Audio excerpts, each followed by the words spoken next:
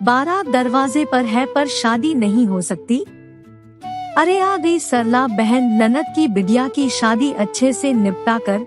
पड़ोसन सुमिला जी ने सरला जी से पूछा जो अपनी बालकनी में गमलों में पानी डाल रही थी। दोनों की बालकनी बिल्कुल पास ही थी तो वहीं से बातें कर लेती थी। काहे की शादी सुमिता बहन, बस समझ लो हम सब बाल बाल बच गए, नहीं तो बेचारी बच्ची की जिंदगी खराब होती सो अलग। और ननद नंदोई अपनी इकलौती बिटिया के दुख देख जिंदगी भर का अफसोस करते सो अलग। सरला उदास हो बोली, अरे ऐसा क्या हुआ बहन? मैं तो सोच रही थी शादी के बाद हमें लड्डू खाजा देने आओगी, पर यहाँ तो माजरा ही कुछ और है। अच्छा आओ यहाँ साथ में बैठकर बात करते हैं, शाम का समय है, चाय भी पी लेंगे, सुमिता जी ने कहा। सरला जी के आने के लिए दरवाजा खोल सुमिता जी रसोई में चाय चढ़ा आई। देखो सुमिता बहन, तुमसे बहुत सालों की दोस्ती है, क्या ही छिपाना तुमसे। परिवार के सब सदस्यों को तो तुम जानती ही हो। ये शादी ननद की जेठानी ने किसी परिचित से तय करवाया था। ननद नंदोई सीधे सरल स्वभाव के, जो उनकी भाभी ने कहा सच मानते रहे। जैसा जैसा जेठानी कहती वो सुनते। कहा था लड़का बेंगलोर में रहता है, अच्छी कंपनी में अच्छे पैकेज पर काम करता है, घर परिवार की तारीफ जेठानी करती रहती थी। नंदोई जी ने सगाई भी अपने ही शहर में किया, ना लड़के वालों का घर देखा, ना कुछ ज्यादा जांच पड़ताल करने का सोचा।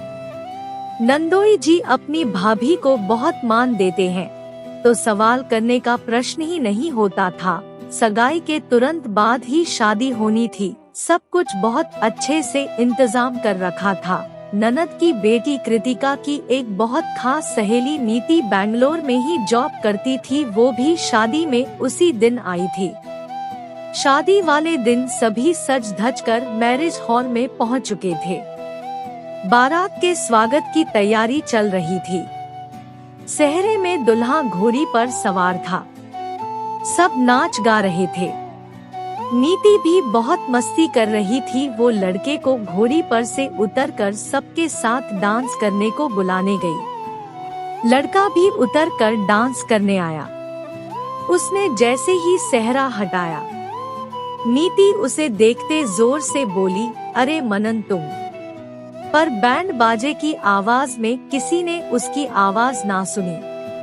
वो जल्दी से भागकर अंदर आई और कृतिका से धीरे से बोली, यार कृति, तुम किससे शादी कर रही हो? उसे जानती भी हो तुम? हाँ नीति, वो मेरी ताई जी के रिश्तेदार है, बहुत अच्छी फैमिली है उनकी। ताई जी ने इतनी तारीफ कर दी है कि बस पापा मम्मी ने मेरी शादी के लिए हाँ कर दिया, और देख तुम्हें भी तो इतनी जल्दी में बुलाया। पर तू ये सब क्यों पूछ रही है? कृति, भगवान के लिए ये शादी मत कर, नहीं तो तेरी जिंदगी बर्बाद हो जाएगी। तू नहीं जानती इसे, तुम्हें कैसे समझाऊं? नीति सिर पर हाथ रख कर बैठ गई। क्या बात है बेटा, सब बाहर इतनी मस्ती कर रहे, तुम कृति के पास आ गई।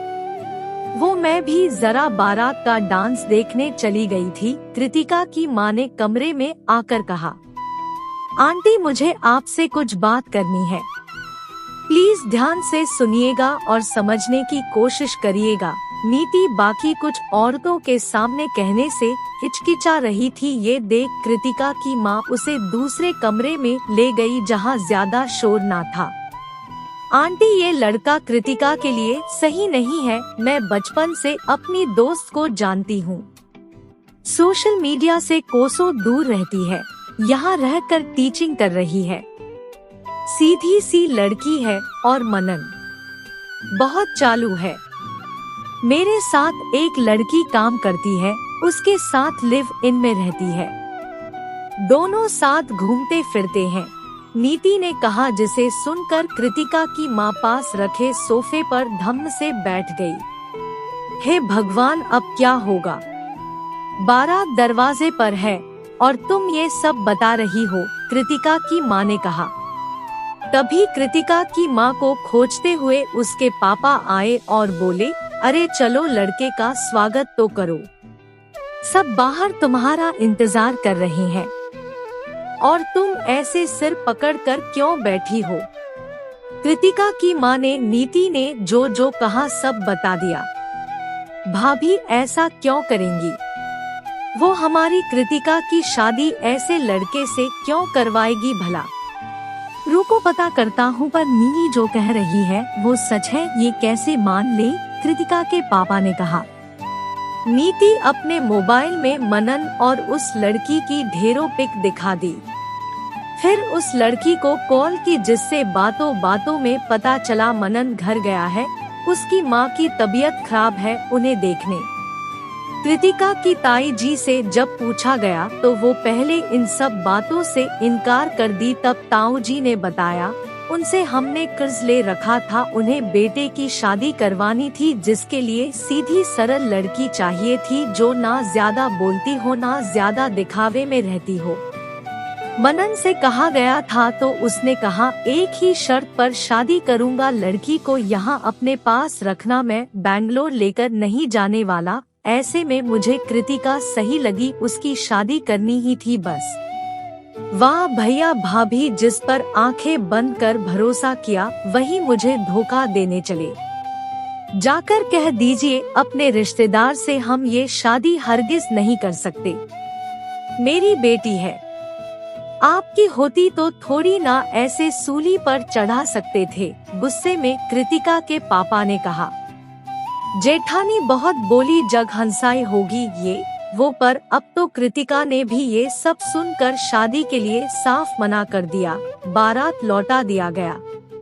बस यही समझो सुमिता बहन, मेरी ननद की बेटी इस धोखे की शादी से बच गई। बेचारी बच्ची को देखकर दिल पसीज रहा था, पर सब खुश थे। नीति ने सही वक्त पर सब कुछ बताकर उसकी जिंदगी बर्बाद होने से बचा दी। सरला जी की आंखें कहते कहते भर आई थी। सच में सरला बहन, आपकी ननद की बेटी इस धोखे का शिकार होने से बच गई। देखो ना, कभी कभी अपने भी कैसे चालबाजी कर जाते हैं, ये पता ही नहीं चलता। फिर तो अगर शादी हो जाती तो कहते ये सब हमें तो पता ही नहीं था। भगवान का नेमत रही कृतिका पर, जो धोखेबाजों के घर जाने से बच गई।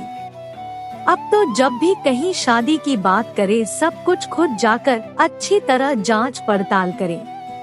अब का समय बहुत बदल गया है सरला बहन, क्या लड़का क्या लड़की, दोनों के परिजनों वाले के साथ लड़का लड़की की भी सारी जानकारी इकट्ठी कर ही शादी जैसे पवित्र बंधन पर मोहर लगानी चाहिए, सुमिता जी ने कहा। सही कह रही हो सुमिता बहन, ननद नंदोई को सबक मिला कि अब कितना भी अपना करीबी ही क्यों ना रिश्ता बताए, आंखें मूंद कर भरोसा करने की गलती अब नहीं कर सकते, सरला जी ने कहा। कुछ देर बाद सरला जी अपने घर चली गई। सुमिता जी सोचने लगी, आजकल के बच्चे बाहर जाकर नौकरी करते हैं, अकेले रहते हैं, घर वालों से कितना कुछ छिपाते हैं, लिव इन में रहना फैशन समझ रहे हैं। जब किसी और के साथ ही रहना है तो किसी से शादी कर उसकी जिंदगी बर्बाद करना कहाँ तक सही है। आपको ये रचना कैसी लगी, अपने अनुभव और विचार कमेंट द्वारा मेरे साथ साझा करें। कहानी को सीख समझकर पढ़ें और शेयर करें। कृपया कहानी को अन्यथा ना ले। बहुत बहुत आभार।